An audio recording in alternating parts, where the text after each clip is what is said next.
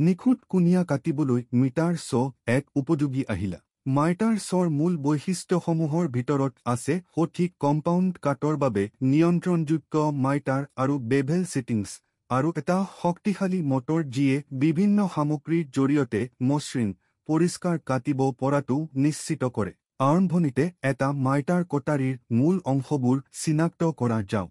বেছটোৱে কাটিব পৰা কামৰ সময়ত ৱৰ্কপিছটোক সমৰ্থন কৰাৰ বাবে এটা সুস্থিৰ মঞ্চ প্ৰদান কৰে। ব্লেড হৈছে এটা চোকা কাটিব পৰা ডিস্ক যিটো ৱৰ্কপিছৰ মাজেৰে নিখুঁত আৰু পৰিষ্কাৰ কাটিব পৰাকৈ ডিজাইন কৰা হৈছে।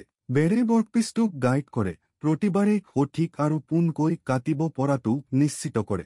মাইটাৰ গেজে কাটি লোৱাৰ কোণ নিয়ন্ত্ৰণ কৰে, যাৰ ফলত নিখুঁত কুনিয়া কাটিব পৰা যায়। বেভেল এডজাষ্টমেণ্টে ব্লেডখন হেলনীয়া কৰে, যাৰ ফলত আপুনি বিভিন্ন কোণত বেভেল কাটিব পাৰে।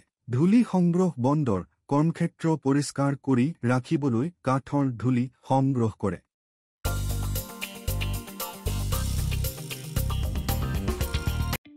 মিটাৰ ছ ব্যৱহাৰ কৰাৰ আগতে সদায় ছেফটি গ্লভছ, গগলছ, নাকৰ মাস্ক আৰু শ্ৰৱণ ক্ষমতাৰ সুৰক্ষা ব্যৱহাৰ কৰিব লাগে।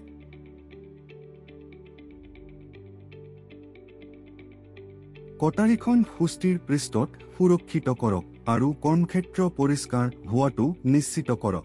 কাটিবলৈ প্ৰথমে আপোনাৰ ৱৰ্কপিছটো জৈকি চিহ্নিত কৰক। মাইটাৰ সামঞ্জস্যৰ বাবে ভিত্তিত থকা নব ব্যৱহাৰ কৰি মাইটাৰ কোণ সামঞ্জস্য কৰক। ইয়াৰ উপৰিও বেভেল এডজাষ্টমেণ্টৰ বাবে আকাংক্ষিত বেভেল এংগল ছেট কৰিবলৈ পিছলে থকা নবটো হেৰুৱাওক। আঙুলিবোৰ ব্লেডৰ পৰা আঁতৰাই ৰাখি ৰচমতেৰে বেৰৰ ওপৰত ৱৰ্কপিছটো ভালদৰে চেপি ধৰিব লাগে।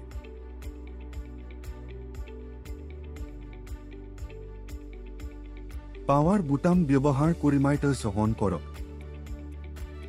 আনখন হাতেৰে হেণ্ডেলত ধৰি লওক আৰু ব্লেডখন মেটেৰিয়েলৰ মাজেৰে মসৃণভাৱে নমাই দিয়ক।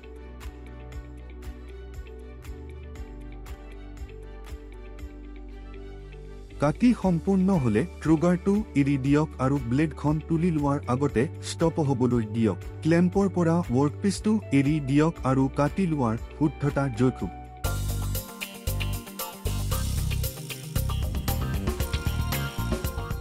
প্ৰতিবাৰ ব্যৱহাৰৰ পিছত কটাৰীৰ পৰা কটাৰীৰ ধূলি পৰিষ্কাৰ কৰি লওক যাতে জমা নহয়। পৰিষ্কাৰ কাৰ্যক্ৰম কাটিবলৈ প্ৰয়োজন অনুসৰি ব্লেডখন চোকা কৰক বা সলনি কৰক। মসৃণ কাম নিশ্চিত কৰিবলৈ চলন্ত অংশবোৰ মাজে মাজে তেল দিব লাগে।